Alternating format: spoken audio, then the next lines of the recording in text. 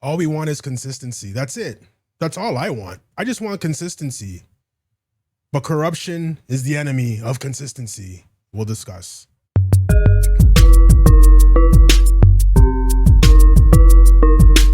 And this is Bebeto. That's the second goal. The Dutch can't believe it. It's Samba time at the Cotton Bowl. Welcome to episode 213 of the Football Weekly podcast. I'm your host, Reginald Dino.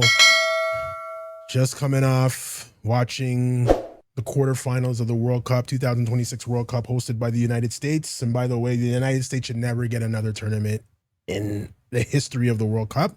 It should never be in the United States ever again. I've said it. I believe it. Not the host cities. Not the host cities at all.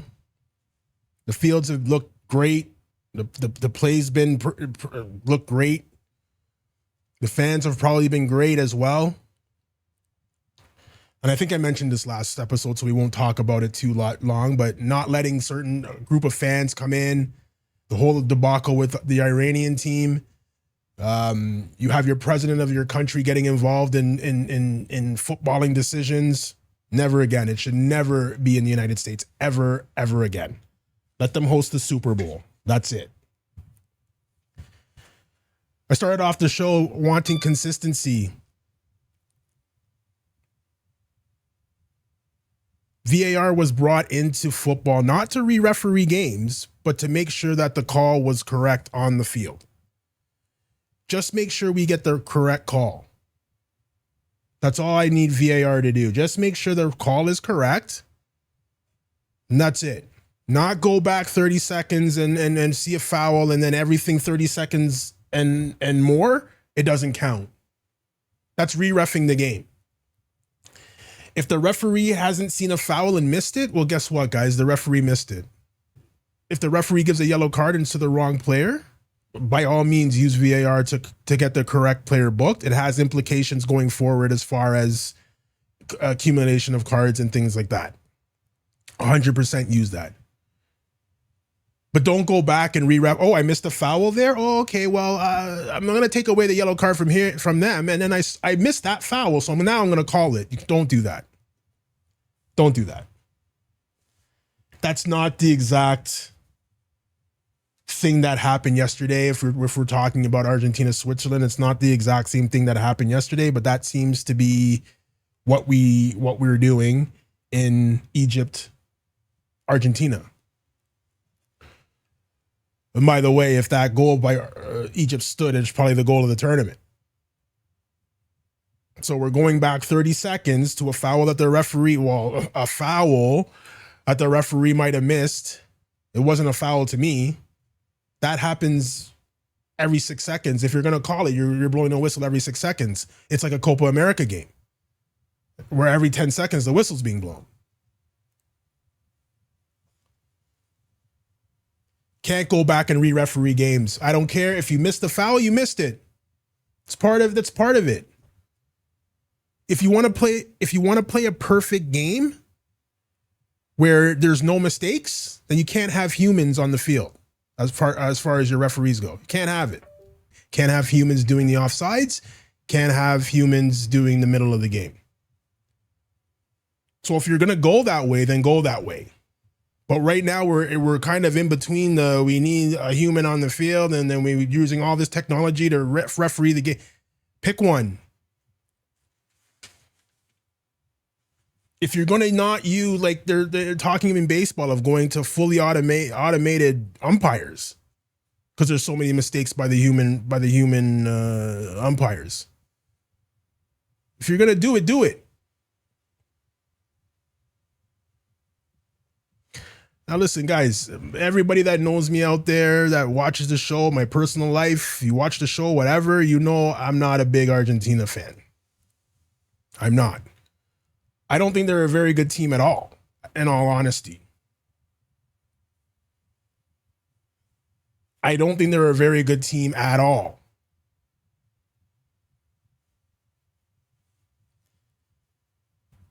If you watch the way they play,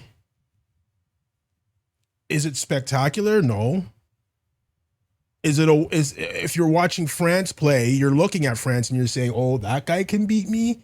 That guy can beat me. That guy can beat me. That guy can beat me. That guy's pretty good at retrieving the ball to get it to that guy that can beat me." That's what I look when I see France. When I watch Spain play as well, the movement, the players that they have, it's not the same, guys. It's not the same. And you're gonna look at me and say, "Oh, how can you say that? They won a World Cup." People that know me know what I think about that World Cup win last year. This is not a knock on Argentina. I'm not going to make this into an Argentina shit fest. I'm not going to do that. I'm not going to turn this into a we hate Messi fest either. I mean, I don't know him. I don't hate him. I don't know him.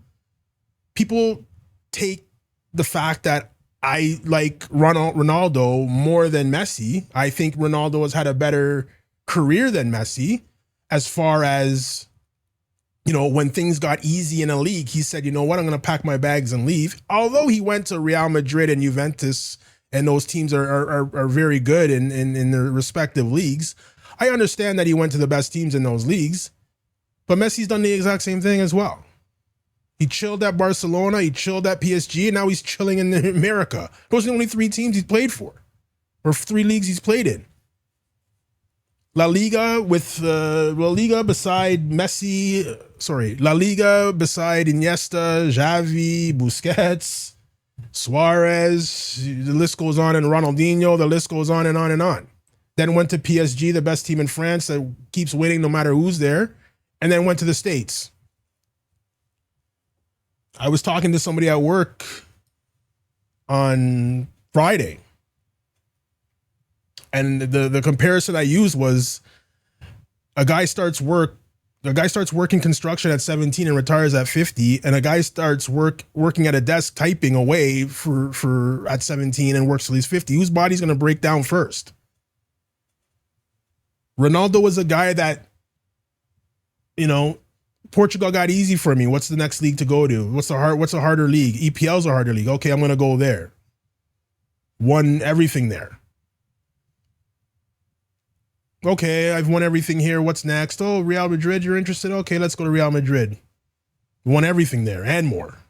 Multiple times won everything there. Okay, I'm tired here now. What's next? Oh, Italy? Juventus hasn't won a Champions League in a while. Let me go try and help them win a Champions League. Gone. Oh, you know what? Italy, I really can't help. There's too many politics going on at Juventus. Let me see what's out there. Oh, I'll go back to Manchester United at my advanced stage. I'll go back to Manchester United and play in the EPL. When things get difficult for Ronaldo, when things get easy for Ronaldo, he goes to find new challenges. That's why I like Ronaldo better. Doesn't mean I hate Messi. Doesn't mean I want to see Messi fail. I don't care about Messi. You ask me a question, who do you like? What's the reason? That's the reason why I like Ronaldo better than Messi. Okay? So all you Messi lickers, don't be messaging me this, that, and the third about Messi this, and he did this, and I don't care.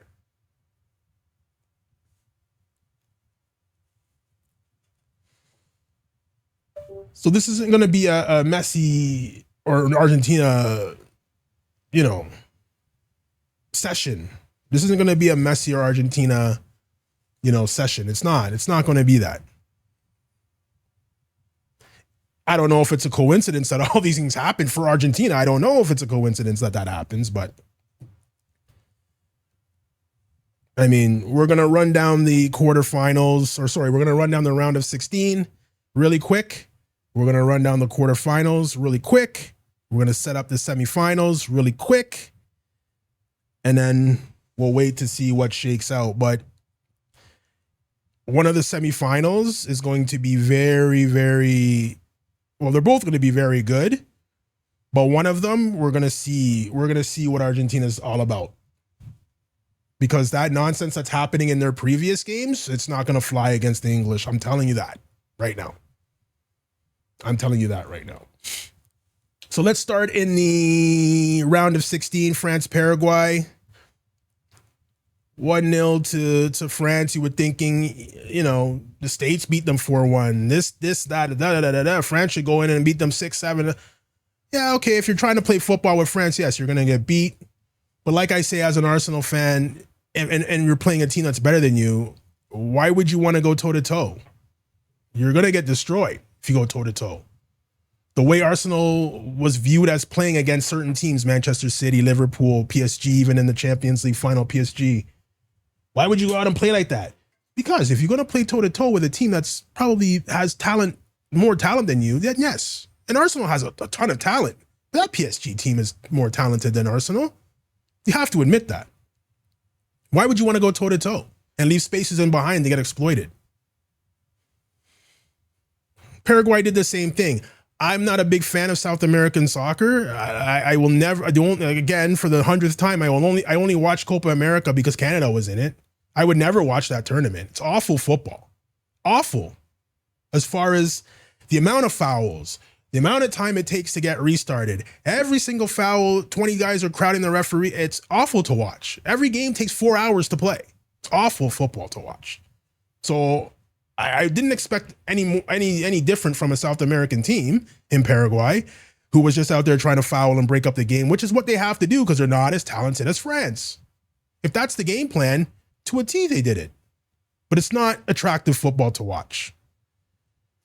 Mbappe scores a penalty, gets into a racist argument with somebody in Paraguay, is higher up in the Paraguay government. I don't know how that's going to end up, but I don't know why white government officials are getting involved in football decisions. But France move on, beating Paraguay 1-0 on a penalty by Mbappe. Next game, we have Brazil and Norway. Norway wins 2-1. But this is not the same Brazil, guys. This is not the same Brazil. That's not the Brazil I remember. Now, they're saying the reason why it's not the Brazil of old is because all the players are playing in Europe and we've adopted this robotic style of playing. You don't activate until the ball comes into this zone and da-da-da-da-da. The flair of the individual flair of each game is gone. Can you imagine telling Ronaldinho, you can't run until the ball comes into this zone, and then when it comes into this zone, I need you to make that run, and that's not the way Ronaldinho plays. And that's why this is not the same Brazil.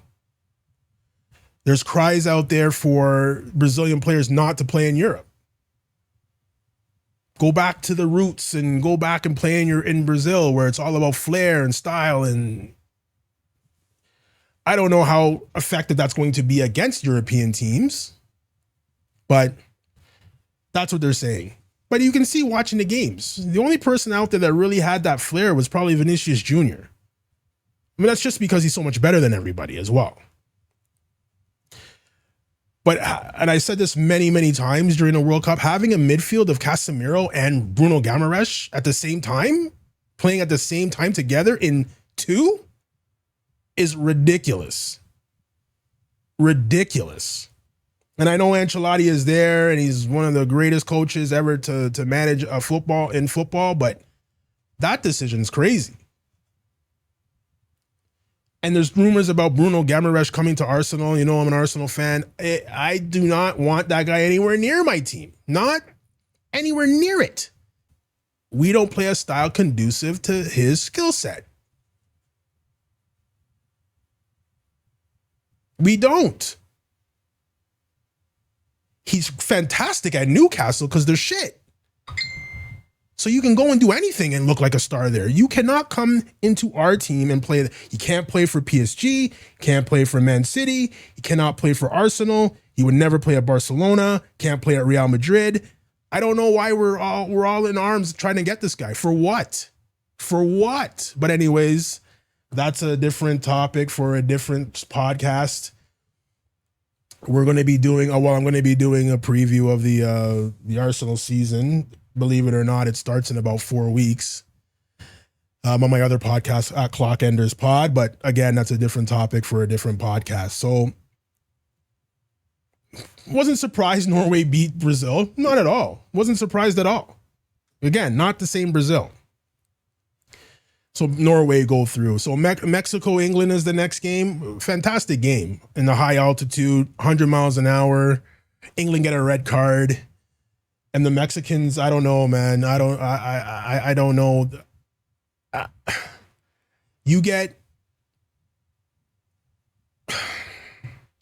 You're not the biggest team, for lack of a better phrasing. You're not the biggest team out there. You're going against guys 6'3", 6'4", 6'5". And at one point, the English team brought in a player that's 6'7".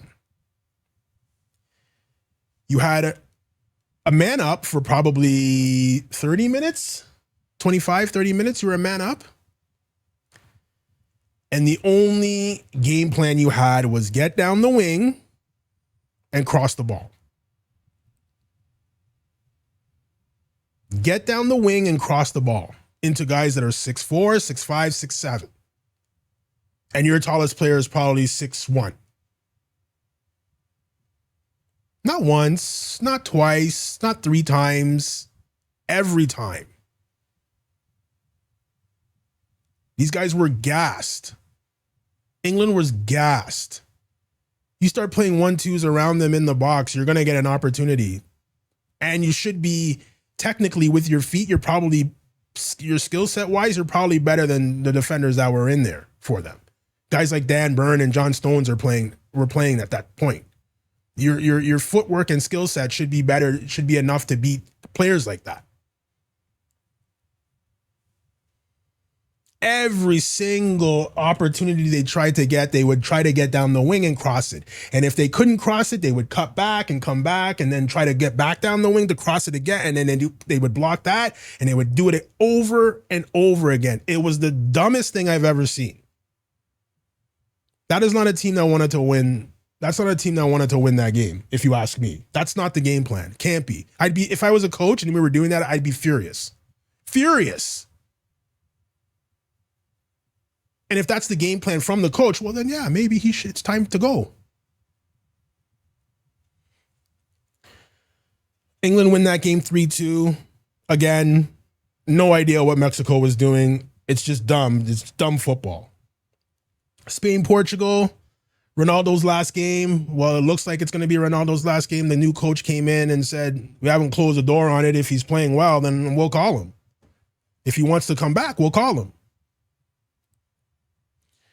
And in my personal opinion, I think he plays in Euros, but that's just my opinion. The official retirement hasn't come yet. So retirement from international football hasn't come yet. My personal opinion, he plays in Europe. He plays in Euros in the UK. My opinion. Do I think that's going to be a detriment for Portugal? 1,000%. Because even at his advanced age in 2 years, they're still going to be trying to get him the ball only. And I think you need to remove him because the players view him as an idol. And if we're going to win, he has to be the guy that wins it for us. We saw it in the game against Croatia. And I don't like Roberto Martinez as a manager. So I think a lot of failed managers get a lot of big opportunities, and he's one of them.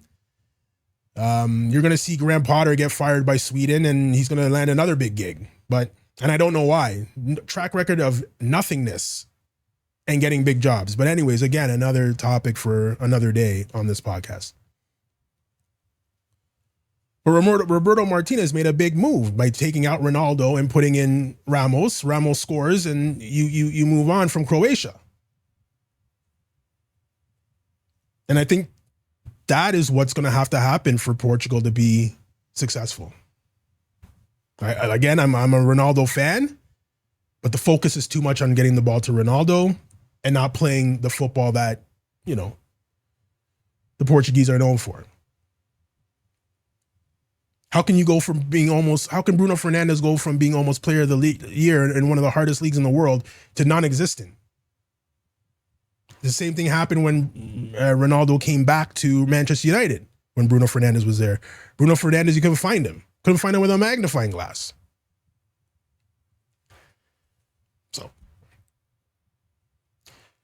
Spain beats Portugal 1-0. Again, I don't know if Ronaldo's done. The legs have done a lot in his career, unlike some. The legs have done a lot in his career. So we'll see what happens with that.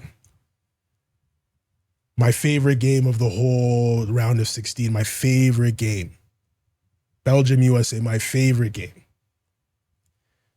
I don't know when I don't know when enough's going to be enough. Well, it's probably never going to be enough, but you have to be humble, guys. Have to be humble. We always talk about be humble, be humble. You have to be humble as a country.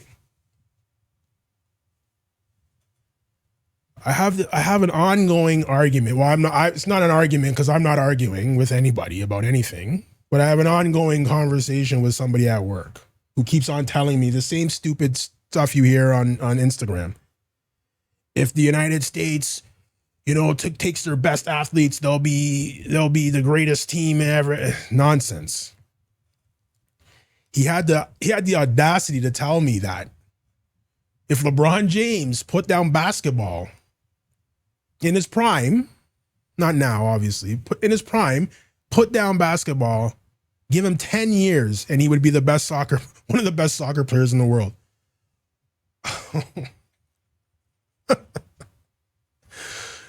It's nonsense. Guys, it's nonsense. It's absolute nonsense. And that 4-1 drubbing that they took at home in front of their fans, I love it. I absolutely love it. You're too arrogant for your own good.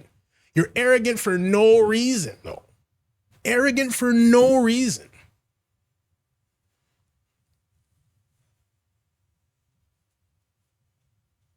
And it's not the players. The players I believe the players are smart enough to know, well, we're not better than anybody, really. We're better than Haiti and Guam and Guadeloupe and whoever the hell we beat together. We're better than those teams. But when you start talking about the upper echelon, the cream of the crop teams out of Europe, we're nowhere near that. And it's been since 1994, and we're still nowhere near that. In 1994, they started their MLS, or 1995, they started MLS after the World Cup was in 90 and 94 was in the States. They started that whole thing to get the thing building up. It's 2026, and they're still in the same spot. Guys, they're still in the same spot. They have more players playing in Europe, for sure, but they're still in the same spot. The money's been pumped in, leagues have been started, grassroots have been started. They're still in the same spot. So what brings you into this tournament thinking that magically everything's we're gonna flip a switch and everything's gonna change and we're gonna be a powerhouse? Powerhouse. You get it. Powerhouse. You get it. So, and again, I'm gonna say it's not. I don't think it's the players because the players know. I don't think it's the coach. The coach knows. It's going to be difficult to play Belgium. As much as we shit on Belgium, Belgium's just going to Belgium. As much as we do that, it's going to be difficult. As bad as Belgium are, they're still better than the United States. Every time. What needs to happen, it's the fans, guys. It's the fans. As usual, it's the fans. Why do you hate Arsenal? It's the fans. Why do you hate this team? It's the fans. It's the fans in the United States. As soon as you add a flag to any competition, you're going to get, and that's not a problem. You're proud of your country. That's no problem. But you're going to get those guys that are out. We can beat anybody. I've never heard of Paraguay. We could beat Paraguay. Who's on France? I don't know anybody on France, but they're French. We can beat them. We should be winning the World Cup. We're the United States. That's your reason? Because you're the United States? For me, that's the reason why you won't win, is because you're the United States in soccer. That's why you won't win. My favorite game of the whole round. Belgium 4, USA 1. Favorite game. Even with Trump having FIFA president Infantino postpone the punishment for a player. Guys, I'm telling you, man, this guy has to go. We'll talk about it a little bit later in the podcast. This guy has to go. That's enough now. We're at the point now where this guy's just looking at you and saying, yeah, so what? I can do what I want. What are you going to do about it? This is happening.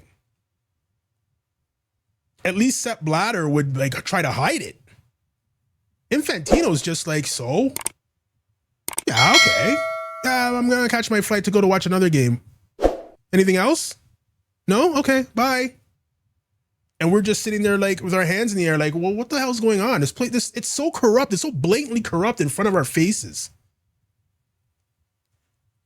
And this is why I'm telling you about a semifinal that's going to happen, and we'll talk about it in a couple of minutes. I don't want to keep too long. Wow, this is going to be like 40 minutes of the show. I only wanted it to be half an hour, but let's keep it moving.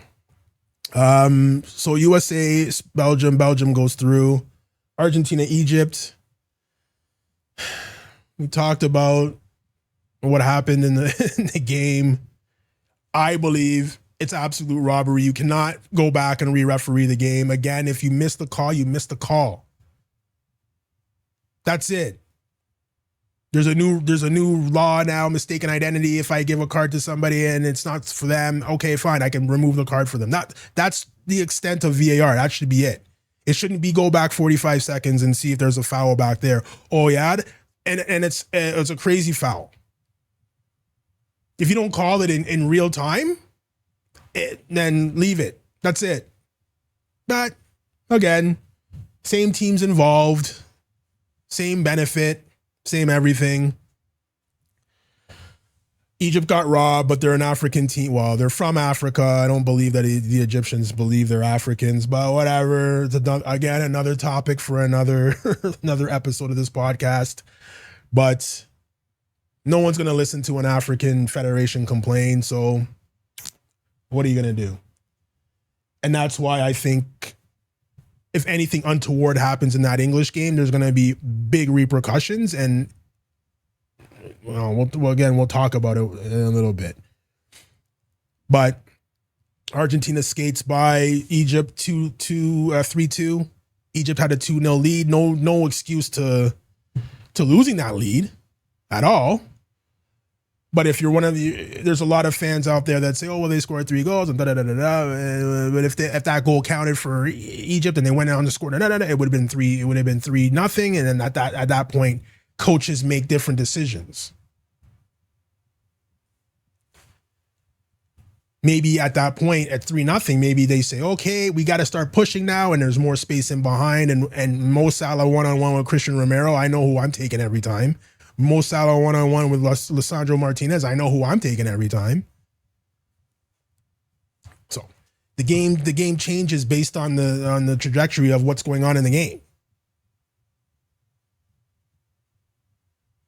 At 2-0 at that time, or at 3-0 maybe later on, maybe 10 minutes later, 15 minutes later, it's 3-0.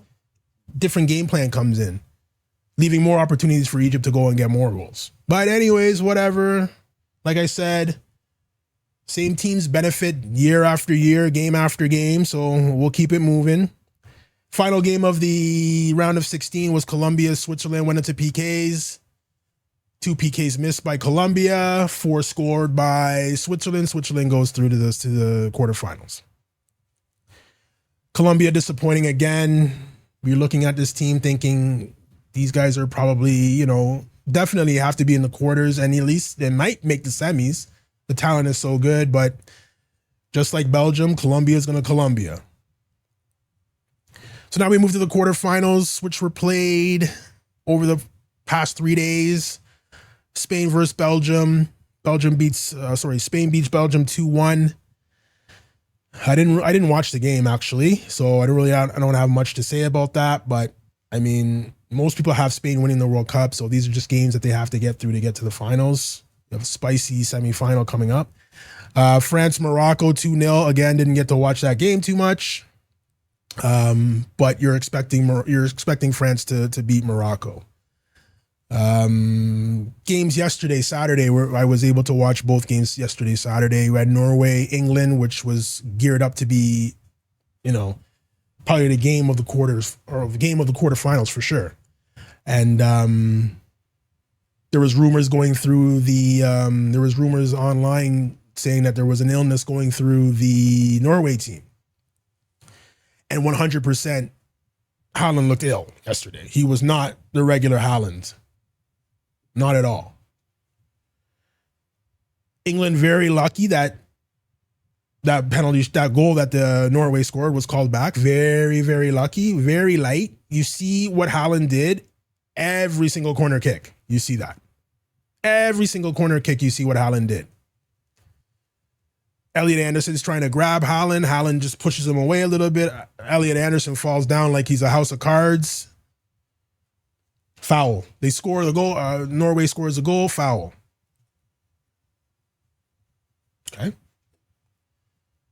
Many things happened in this game yesterday. There's three major incidents that happened in this game yesterday that were not called. Well, one of them was called. The PK was called. Well, four major incidents actually. The Jed Spence PK, then denied PK. 100% it's not a PK. That's not a PK. You can't just run in front of somebody and slow down and then get run into and then call for a PK, which is not what happened. But that's, to me, in my mind, it's the same thing for me. You can't put your body in front of somebody and have them run into you, and they're entitled to their space, their laneway, the same as you're entitled to yours. You can't come over and then fall over, which should have been a booking in my opinion. And that is that not a form of simulation as well? But anyways, only certain teams get that, but whatever, it's okay. I think it was the first goal or the second goal that England scored. There was controversy saying that Pickford's or the goalie's goal kick hit the wire above that held the camera or the sensor or whatever it is. I didn't see it during the game. Some players Norway pointed at it. I didn't know what the hell they were pointing at. It's only after the game that you find out that, hey, this ball hit the wire. The play should have been brought dead. Should have been called the play should have been called dead, and a drop ball. But it wasn't, and just so happens that in the play that England got the ball, they scored a goal.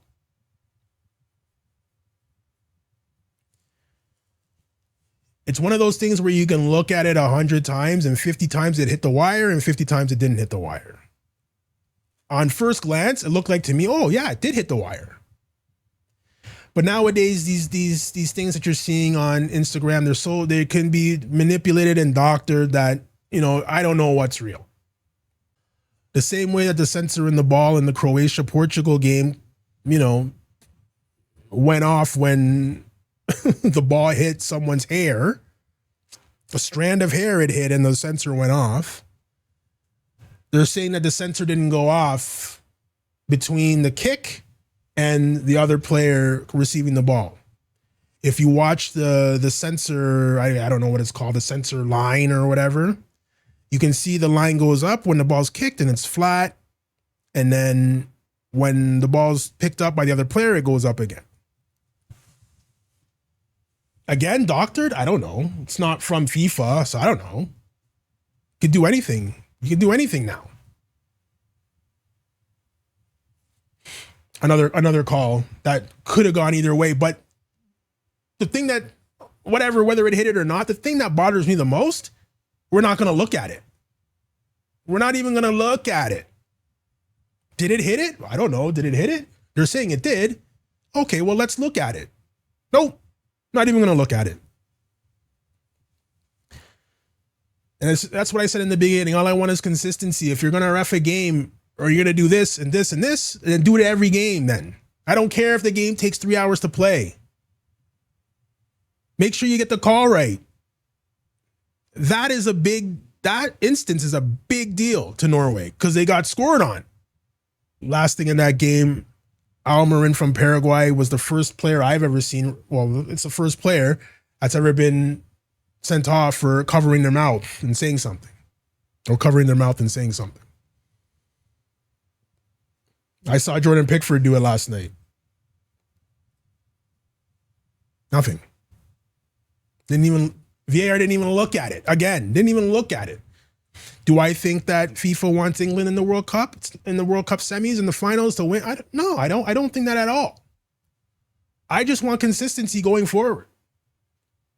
As soon as that happened to Almiron, I'm just waiting for an Argentinian player. I'm waiting for a France player. I'm waiting for a Spain player to do it and it not get called.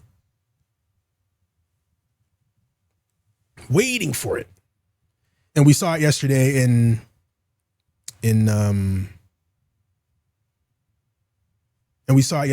England game. Like, if you can't cover your mouth, you can't cover your mouth. And to Odegaard, it was Odegaard and Pickford. And to Odegaard's credit, he didn't make a big deal out of it. Because he could have, he should have. He could have. Even if he's covering his mouth and saying, "Oh my God, you played very well today. You were an amazing player." He could have just went crazy and said he covered his mouth. No one knows what he said. No one knows what he said.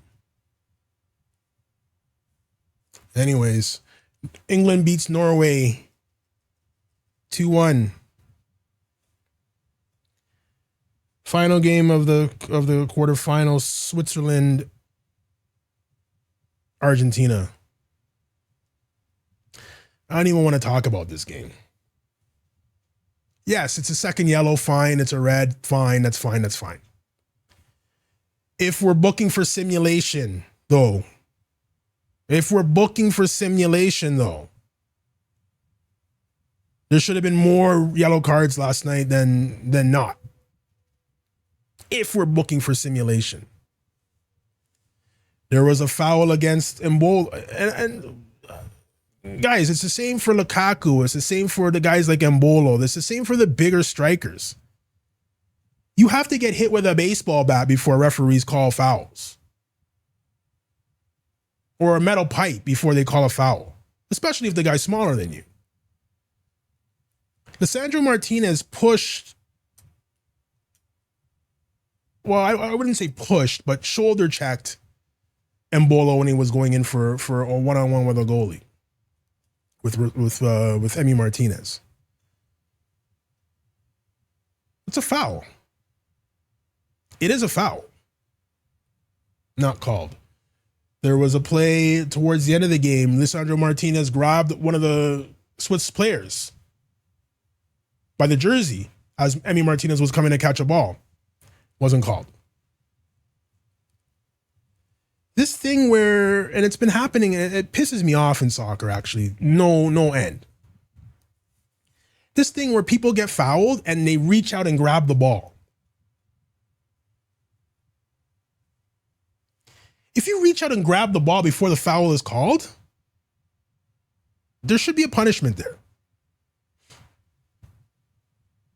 How many times have you seen someone fall over, grab the ball, the referee blows the whistle, it's a foul? It's not the referee blowing the whistle, then I grab the ball. It's grabbing the ball before the foul is even called. It drives me crazy that there's no call for this. We have rules for mistaken identity cards. We have rules for everything, but we don't have a rule for that. Something has to come in for that. If the play has not been called dead and you grab the ball, it's a handball. Something has to happen there as well. FIFA, if you're listening. I know you're not, but if you're listening. Anyways, I don't want to talk about this game anymore. It's just, you're re-refereeing games, and it's not what VAR was there to do. Again, Mbolo, it's a dive, it's a second yellow, and okay, no problem. But the referee missed it. And now VAR is telling him to go back, and it's the wrong person that you gave the card to. The guy didn't touch him. But the foul should not be. We shouldn't be able to re-referee if it's a foul or not. You can take the card away from the player, no problem. But if the foul wasn't called, or I know a foul was called, but you can't go back and re-referee the game and say, "Oh no, it's not a foul on you, it's a foul on him," and there's a second yellow, and now you're out. Can't do that. You shouldn't be able to do that with VAR. Not with VAR. Anyways, Argentina goes through. I got a semifinal of France-Spain, which is going to be fantastic to watch, I believe. Not for you guys out there that likes or only like 7-6 games. This might be a 0-0 tactical chess match, which is going to be beautiful to watch. And then we have England, Argentina, and I've been teasing you what I think about England, Argentina. The English are not going to stand still if anything untoward happens in that game against Argentina. They're not going to sit quietly. Thomas Tuchel definitely won't sit quietly. I can tell you that. The English FA will not sit quietly. I will tell you that. Argentina's probably, though, out of the three teams that are left for Argentina to play, England's probably the worst one for them. Because the English media, the English crown, everybody in England, they will investigate. They will investigate. This is not an African team where you can do whatever you want and then the African FA, name an African FA, they come out and tell you, present you with all the evidence, and FIFA just chucks it in the garbage. This is not that. This is England. This is the English FA. Anything untoward happens in that game, Infantino, you better watch out, because they'll be coming for you too. They'll be coming for you too. So we need to watch this game very carefully. The referees that are selected for this game have to be on their P's and Q's. There won't be any nonsense. I guarantee the English will not put up with any nonsense. And I'm not saying that because they're this big bad people. It's just their media. You know, they're just like the United States as far as the media. As far as we deserve this, we want this, we should have this. They're very much like that. And it's only going to take a couple of pundits. There's tens of thousands pundits in the United States on every channel. Soccer's the main sport there. If you listen to TalkSport, if you listen to BBC, if you listen to whatever, ITV, whatever, you listen to all of that. There's going to be a pundit now. If something crazy happens in that game, there's going to be a pundit that starts an investigation. I promise you there will be. And layers will get unraveled. And if you're sitting there out there, I'm not going to say it's corrupted towards any certain team, but if you're sitting out there thinking FIFA's corrupted, not corrupted, then yeah, bigger issues than watching soccer games. They've also mentioned that next year, the next World Cup, 64 teams now.